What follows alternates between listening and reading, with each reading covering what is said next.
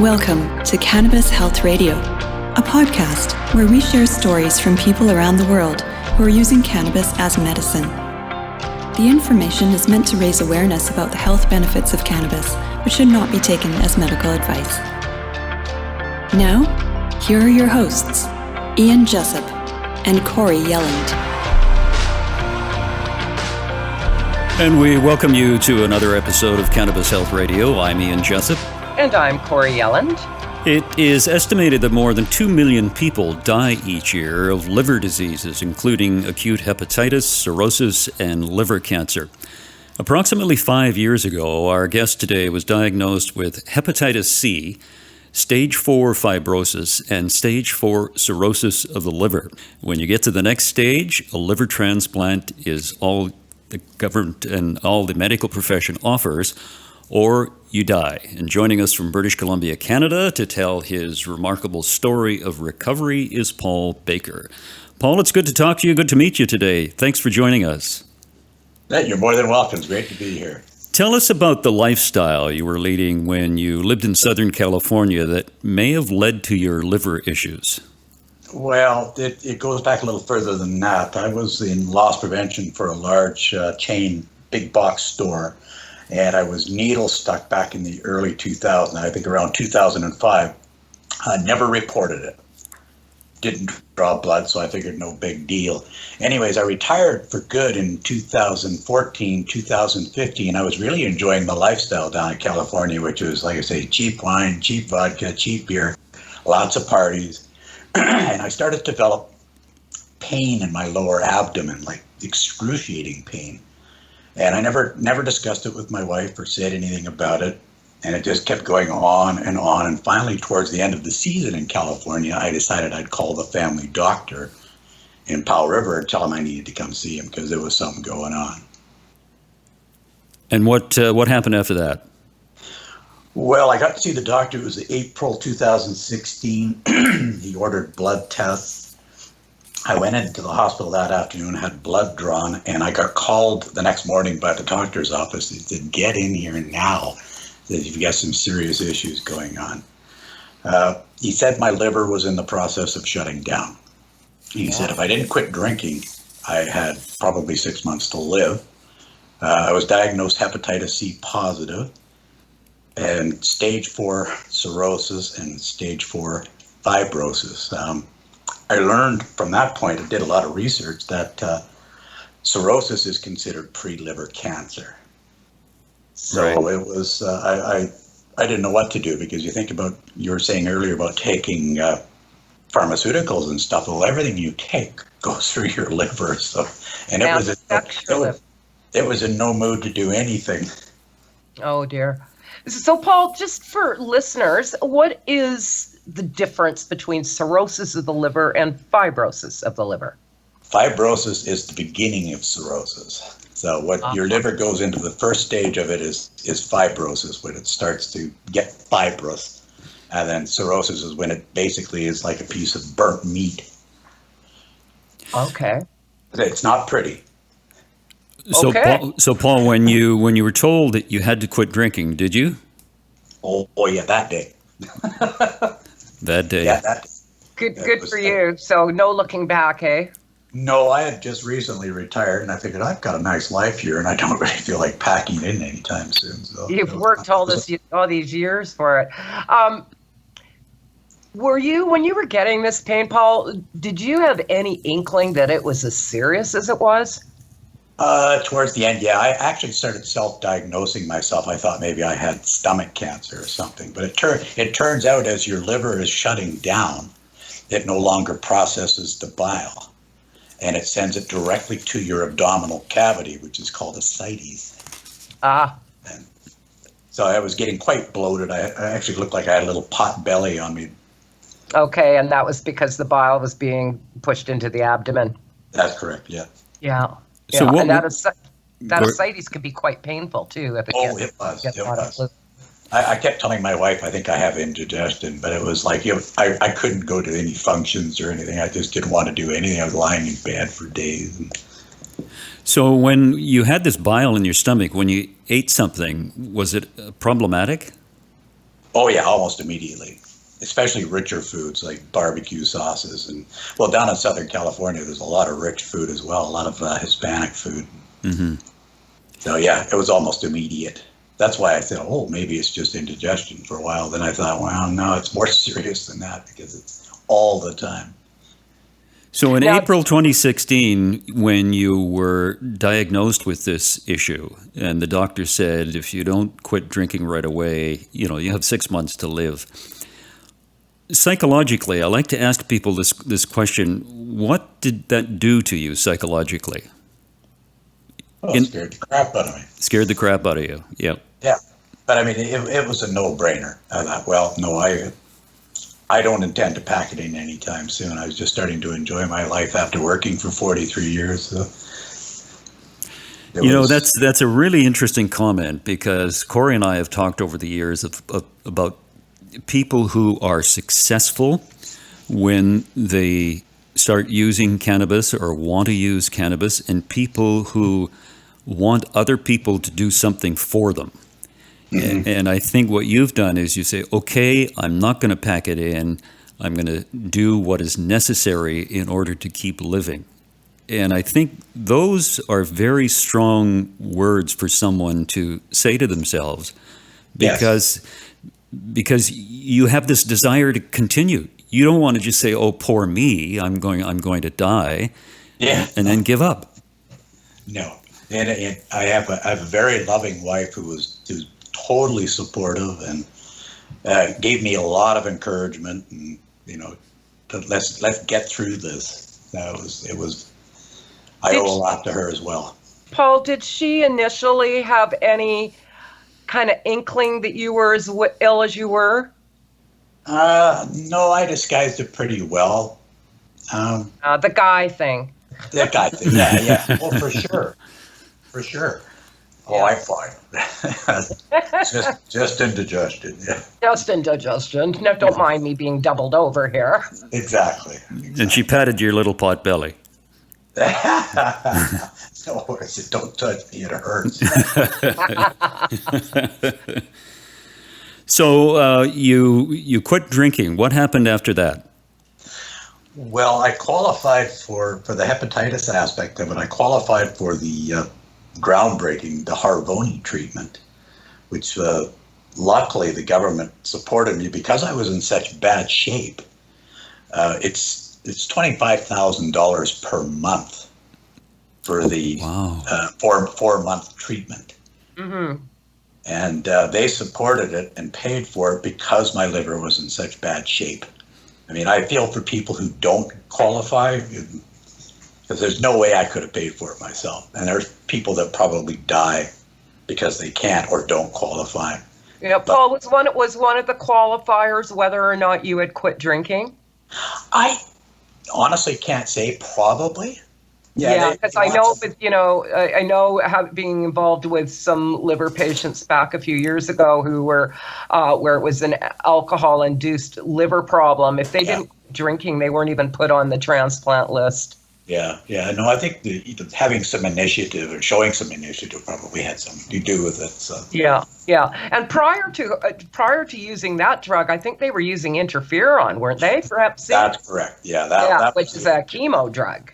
That was another one of the reasons after I was needle stuck that I was so fearful. I was also an auxiliary police constable for many years, and I worked with a fella in one of the detachments who had been needle stuck and went on interferon, and he said it was one of the worst things he ever did. He felt so sick.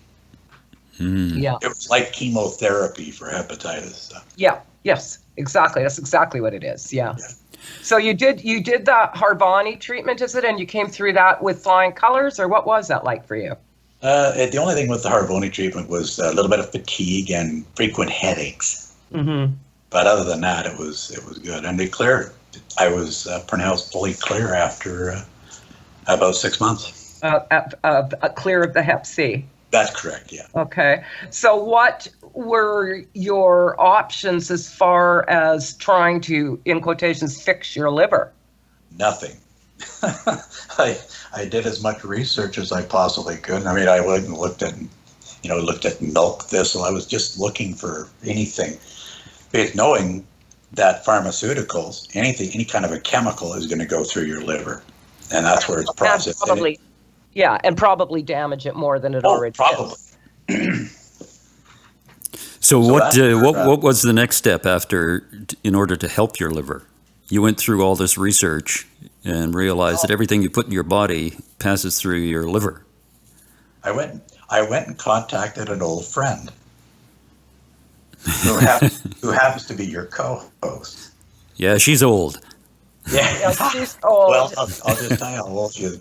Corey and I have known each other since grade 1. Yeah, she told me that story, and I said, we got to have some fun with this. So listeners, Paul Baker, the man you're listening to, was my very first crush in life. Wow. There you go. The world knows now. Yeah, and I remember my grade 1 report card, Paul said, my first one said, Corey is an excellent academic student, but if she refrained from talking to the boy next to her, she could do even better. So that I'm blaming on you. Yeah.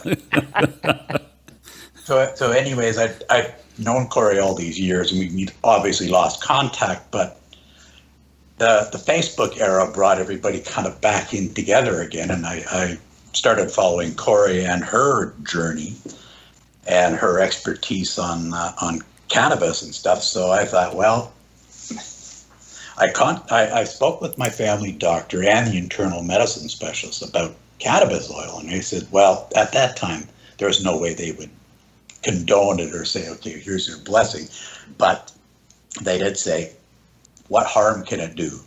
So, give it a try. So I contacted Corey, and away we went. Let's go. Corey, take us through some of the details, and Paul, you chime in on how much you took, how often you took, what you took. So Paul was on a multi-strain oil. I don't recall what strains. I'm going to tell you that it was probably about 68 to 72, somewhere in there, percent THC. What I suggested to him was to do oral and suppositories, and to try and build up to approximately a gram a day. I didn't know if we were going to be able to turn this around, and I didn't know how much it was going to take, because generally with illnesses that aren't cancer, sometimes it takes far less than a gram to straighten the person up, or start seeing some positive reaction to it. So I think we worked you up to a gram, though, Paul. I'm pretty sure.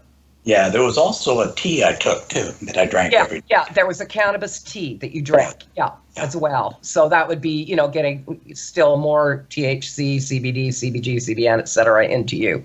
Mm-hmm. But I do remember one night you took too much. And I do remember looking at you on video and talking with your wife and trying to tell her that you were going to be just fine. Yeah, I got a little high one night. So. A little? A little high? A lot. Yeah. I think that's about a 10-hour event, Paul, if I recall. It was, yeah. Yeah.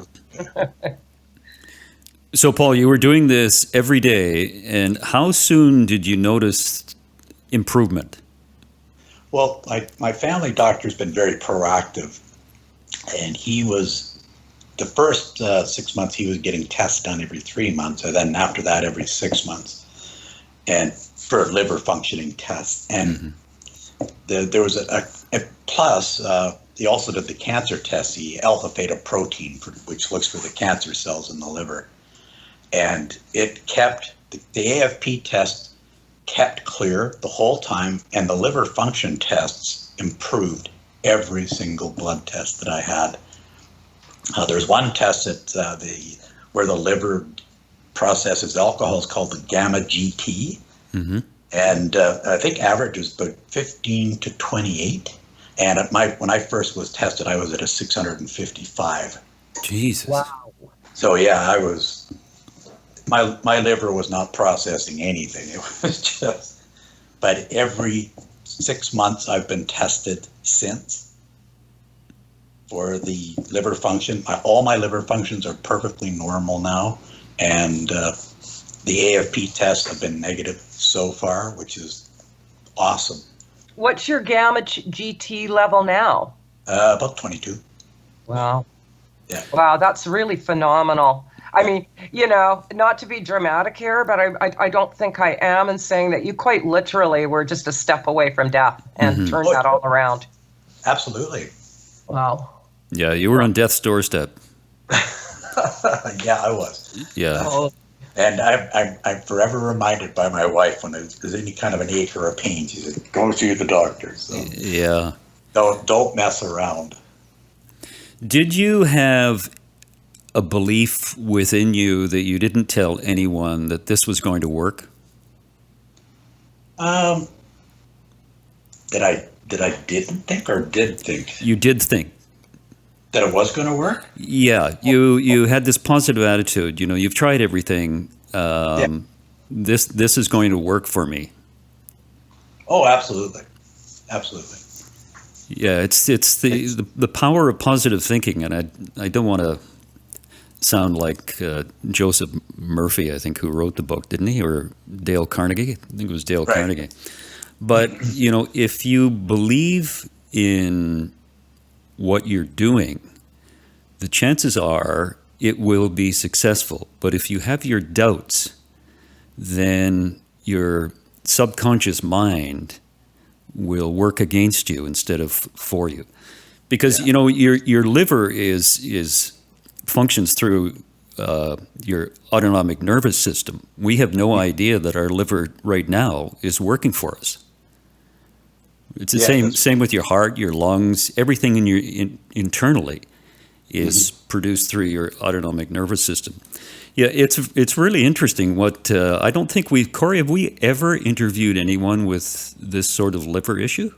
No, this is a first. This is a first. And Paul, as I messaged you the other night, your story has already affected people, and I've had 2 more messages this morning of people reaching out and going, "Wow, this is the first time I feel like I have some hope. Can you speak with me?" So, you really important. I wanted to add that just in March, I had gallbladder surgery. And pre the surgery, I had to go through all the list of ailments that I've had with the surgeon. And after the surgery, I was in the hospital bed, and he came in and he said, "Yeah, the surgery went great." And he says, "And I got to tell you," I says, "your liver looks good." Nice. He was surprised after I had told him about the stage 4 cirrhosis and everything. He said, it's functioning well and looking good. And I think, yep. So you had surgery just a couple of months ago. Yeah, gallbladder surgery. Yeah. What was the issue with your gallbladder? Stones. Oh, okay. I like to eat bacon a lot. Stones. Paul, that reminds me of being stoned. I remember grade 8. I don't know if you'll remember this. I know the stories he's going to tell. This is Marigold Park. And I remember we were there, a bunch of us that we hung out with, and you rolled a joint like I have never seen rolled. Like, this thing was like one of the old, the old-fashioned tampons with a great big cardboard thing, like about 6-7 inches long and about a ½ inch wide. That was the joint you rolled. Yeah. You're awfully quiet, Paul. Yeah, I don't recall, but I do remember that. You were probably stoned. I probably was. Yeah, that wasn't too far from the family home. So.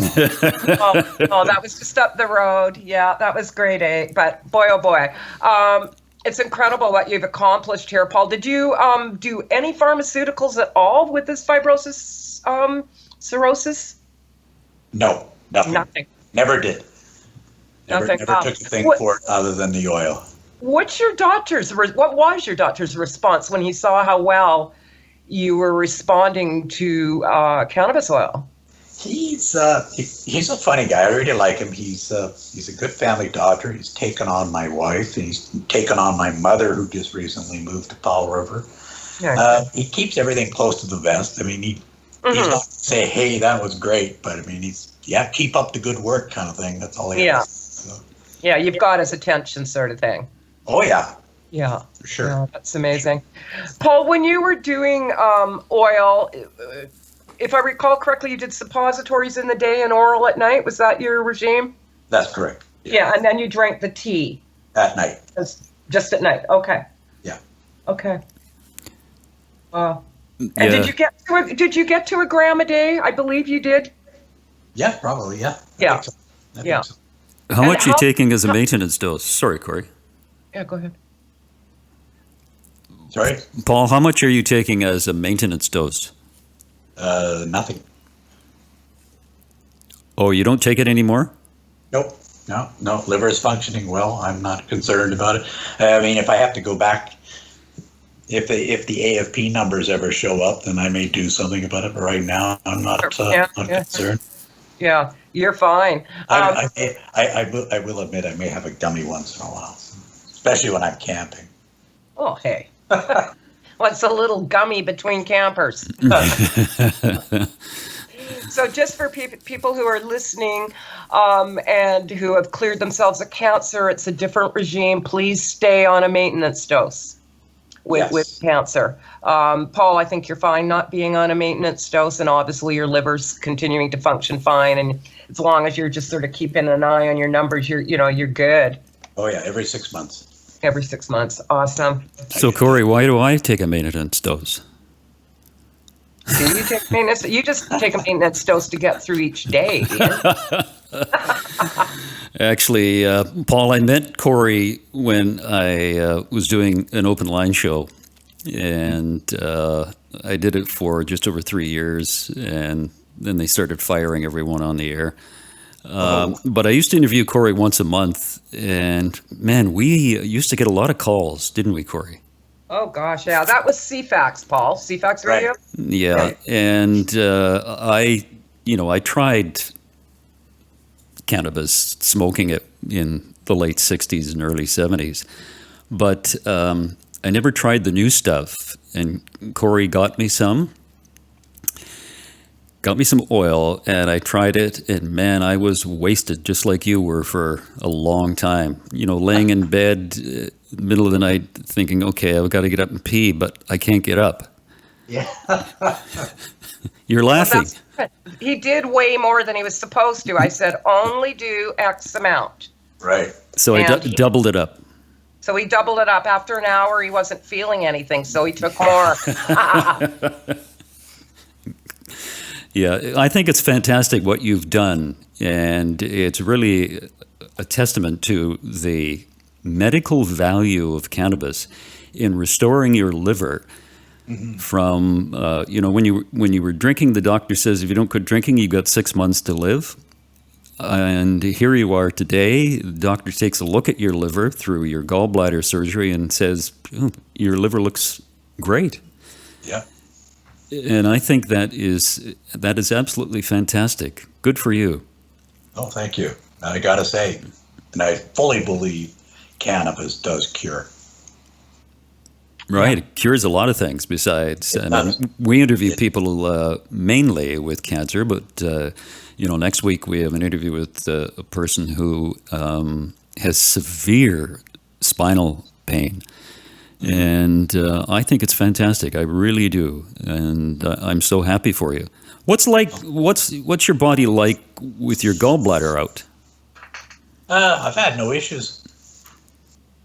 None whatsoever. None whatsoever, not even eating? You're still able to eat whatever you pretty much please, or you Absolutely. Be careful? Absolutely. Anything I want. Anything you want. Even bacon? I had bacon this morning, but Well, and hash browns. Oh boy, okay. Paul, it was great to talk to you. Thank you so much for doing this. Good to meet you. And I think what this will do, hopefully this will do, is those people who are listening to it who may have or may know someone who has liver problems, they will now recognize how valuable cannabis is to restore liver function. And Absolutely. Yeah, and that they do have a chance to, hopefully get their liver working optimally. Mm-hmm. I've recently had a couple people contact me who've developed autoimmune cirrhosis, and they said, "Can you help me? Do you know somebody?" And I said, "I do." Come to think of it, yes. Well, yeah. Wonderful, Paul, and that's what it's about, I tell you, paying it forward like this. Thank you so much for your precious time. I know you gave up a volunteer gig today to do this for us, and we much, much appreciate it. It's very, very much. We do, Paul. It's you guys are more than welcome. I'm very happy to be here and very happy to help. Thank you, Paul. Take good care. And we thank Paul, and we'd also like to thank you, our listeners, for supporting us and sharing our podcasts with others who would benefit from hearing these testimonials about the healing power of cannabis.